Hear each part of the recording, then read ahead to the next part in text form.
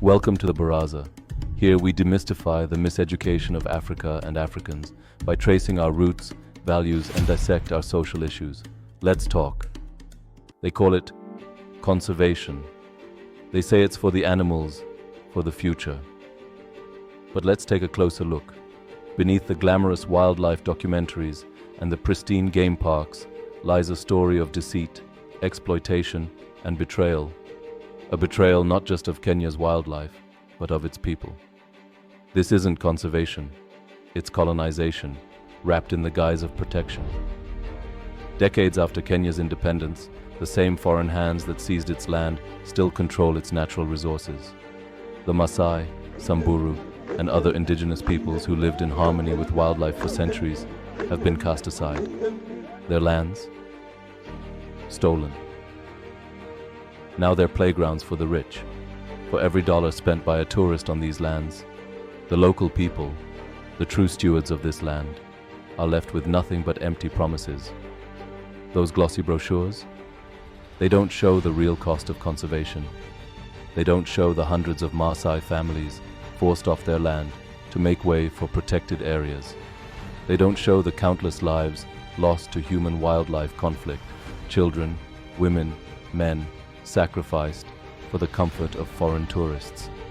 Ah yes, while the world praises Kenya for its wildlife conservation, local communities are condemned to lives of poverty and danger. Forced to fetch water from rivers where crocodiles lurk, denied the right to graze their cattle on lands they've lived on for generations. And if they dare cross into these parks, they're branded poachers. Their crime, merely trying to survive. These lands, once shared harmoniously between humans and wildlife, are now fenced off, reserved for the wealthy. But where is the justice for the Maasai elder whose cattle die of thirst? Where is the justice for the children orphaned by elephants, their parents' deaths dismissed as mere statistics? Let's not forget the armed rangers patrolling these lands, ready to protect them, not from foreign exploitation, but from their own people. Because heaven forbid the local population should want to benefit from their own heritage. This is not about saving elephants or lions. It's about power. It's about wealth. It's about foreign entities taking what they have no right to, while the true custodians of this land are left to starve. It's a global heist, dressed up as green philanthropy. Because who wouldn't want to save Africa's animals, especially when there's a nice tourist dollar involved? And what's the answer to this elaborate charade? Perpetuate a wildlife apartheid. Separate the people from the animals. Create parks, conservancies, and wildlife corridors. Construct fences, charge at the park gates, and perpetuate laws that put the animals first while tucking communities away in some dusty policy document. Throw in some rapid-fire promises of schools and dispensaries while you're at it, just to keep up appearances. In the beginning, it was all about romantic ideals, right?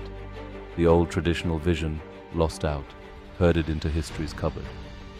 Its defenders, narrow men entranced by new titles and vague assurances, more interested in brandy than the people they were supposed to represent.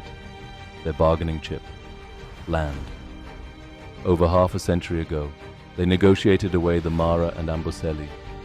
Today, they sell off, privatize, and fence off chunks of communal land to the highest bidder. Propped up by millions from international donors and indifferent to the resentment they provoke, the conservation community in Kenya has continued to advance a theory and practice of conservation that is almost unchanged since the days of Teddy Roosevelt. Only now, instead of shooting the animals, they're saving them for a price. On the flip side, those who dare to kill for protein are branded as poachers, while their kill is labeled bushmeat. Meanwhile, with the right connections and a European accent, you can buy a slice of wilderness, call it a game ranch, shoot the wildlife, and get away with saying it's culling. Because who doesn't love a little euphemism, right? Conservation in Kenya alienates locals, pronounced WATUS, from their resources. It refuses to take any blame for the decimation of pastoralist economies, but is quick to take over the now empty lands with their silent population. And for what? A pittance of the revenues initially promised. A slick marketing campaign that calls it community-based conservation. But here's the wake-up call. The truth is this: conservation without people is not conservation. It is exploitation. It is theft. It is the erasure of a way of life, the destruction of a community's bond with the land, and the theft of their future. It's time to rip the mask off this so-called conservation model and recognize it for what it is: a continuation of colonial exploitation, dressed up in environmentalist jargon. Take a moment to like and subscribe, as we journey across the continent on a quest to not only change Africa's narrative, but also educate and entertain. The people of Kenya deserve more than empty promises. They deserve their land back. They deserve a seat at the table where decisions are made about their heritage, their livelihoods, and their future. The Maasai, the Samburu, and all the indigenous people of Kenya should be the ones leading conservation, not watching from the outside while their land is fenced off for profit. The real conservation crisis isn't just about poaching or dwindling wildlife populations. It's about the systematic exclusion of the very people who have protected this land for centuries. The wake-up call is this: if we continue down this path, there will be nothing left. No wildlife, no communities, no future. The choice is now ours, collectively, because conservation is not just a Kenyan issue, it's a global one. The systems and structures that keep indigenous communities sidelined in Kenya are the same ones that marginalize local voices in countless other places worldwide. The world needs to understand that conserving wildlife and protecting local communities are not mutually exclusive goals. In fact, they are inseparable. True conservation can only thrive when those who live with the land, who depend on it, and who love it are not just considered, but empowered. So here's the call to action. If we truly care about the future of wildlife in Africa, we must break the chains of exploitation disguised as conservation. We must reject the romanticized narratives of heroism that overlook the exploitation happening on the ground. Instead, we should demand transparency, demand equitable partnerships, and demand that the people of Kenya, the rightful guardians of this land, are allowed to lead. They don't need charity, and they don't need sensitization. They need respect, autonomy, and support to build a model of conservation that truly works for them.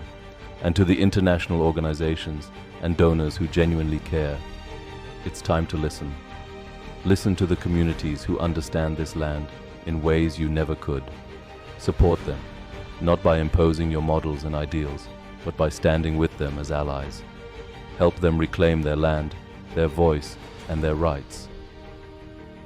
To everyone else, the tourists, the documentary viewers, the casual supporters of conservation, know that the next time you see an ad or a glossy photo in a magazine, the reality behind it may be far from idyllic.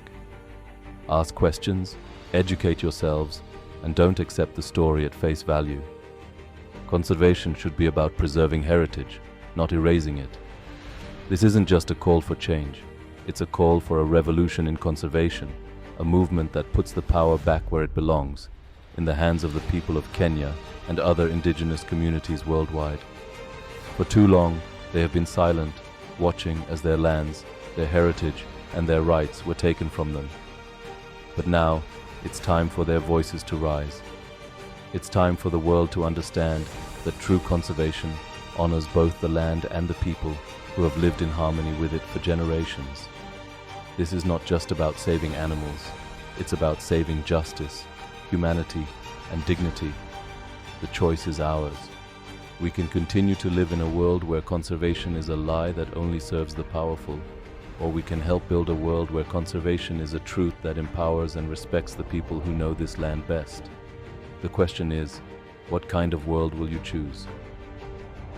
Thank you for watching. Join us next week for another demystifying journey.